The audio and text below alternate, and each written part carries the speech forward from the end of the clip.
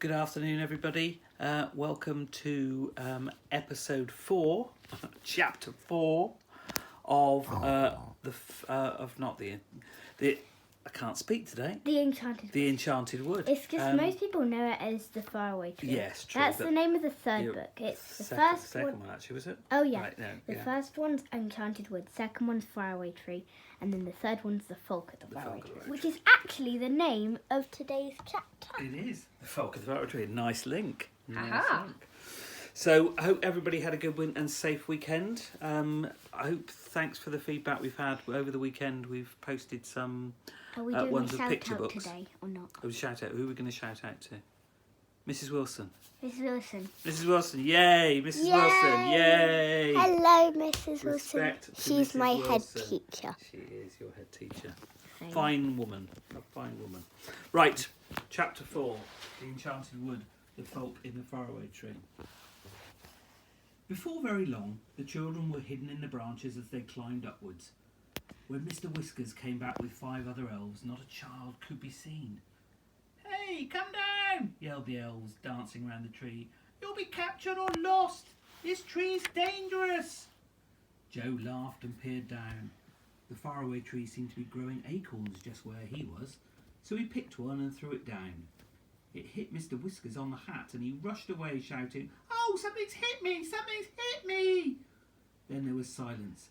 "They've gone," said Joe, laughing again. "I expect they don't much like it when it rains acorns. Funny little things. Come on, girls." "This must be an oak tree if it grows acorns," said Beth as she climbed. But just as she said that, she stared in surprise at something nearby. It was a prickly chestnut case with hard nuts inside. "Good gracious," she said. "It's growing horse chestnuts just here. What a very peculiar tree." "Well, let's hope it will grow apples and pears higher up," said Franny with a giggle. "It's a most extraordinary tree." Soon they were quite high up. When Joe parted the leaves and tried to see out of the tree, he was amazed to find that he was far higher than the tallest tree in the wood. He and the girls looked down on the top of all the other trees, which looked like a broad green carpet below. Joe was higher up than the girls. Suddenly he gave a shout. "I say, girls, come up here by me quickly. I found something odd." Beth and Franny climbed quickly up. "Why, it's a window in the tree," said Beth in astonishment. Excuse me. They all peered inside, and suddenly the window was flung open and an angry little face looked out with a nightcap on. "Rude creatures!" shouted the angry little man who looked like a pixie. "Everybody that climbs the tree peeps in at me. It doesn't matter what I'm doing. There's always somebody peeping." The children were too astonished to do anything but stare. The pixie disappeared and came back with a jug of water. He flung it at Beth and soaked her. She gave a scream. Perhaps you won't peep into other people's houses next time," said the pixie with a grin, and he slammed his window shut again and drew the curtain. "Well," said Beth, trying to wipe herself dry with her handkerchief, "what a rude little man." "We'd better not look in at any other windows we pass," said Joe. "But I was so surprised to see a window in the tree." Beth soon got dry. They climbed up again and soon had another surprise. They came to a broad branch that led to a yellow door set neatly in the big trunk of the faraway tree. It had a little door knocker and a brightly polished bell. The children stared at the door. "I wonder who lives there," said Franny. "Shall we knock and see?" said Joe. "Well, I don't want water all over me again," said Beth. "We'll ring the bell and then hide behind this branch," said Joe. "If anyone thinks he's going to throw water at us, he won't find us." So Joe rang the bell, and then they all hid carefully behind a big branch. A voice came from inside of the door. "I'm washing my hair. If that's the butcher, please leave a pound of sausages." The children stared at one another and laughed. It was odd to hear of butchers coming up the faraway tree. The voice shouted again, "If it's the oil man, I don't want anything. If it's the red dragon, he must call again next week." "Good gracious," said Beth, looking rather frightened. "The red dragon? I don't like the sound of that." At that moment the yellow door opened and a small fairy looked out. Her fairy was fluffed out round her shoulders, drying, and she was rubbing it with a towel. She stared at the peeping children. "Did you ring my bell?" she asked. "What do you want?" We just wanted to see who lived in the funny little tree house, said Joe, peering in at the dark room inside the tree. The fairy smiled. She had a very sweet face. Come in for a moment, she said. My name is Silky, because of my silky hair. Where are you off to? We're climbing the faraway tree to see what's at the top, said Joe. Be careful you don't find something horrid, said Silky, giving them each a chair in her dark little tree room. Sometimes there are delightful places at the top of the tree, but sometimes there are strange lands too.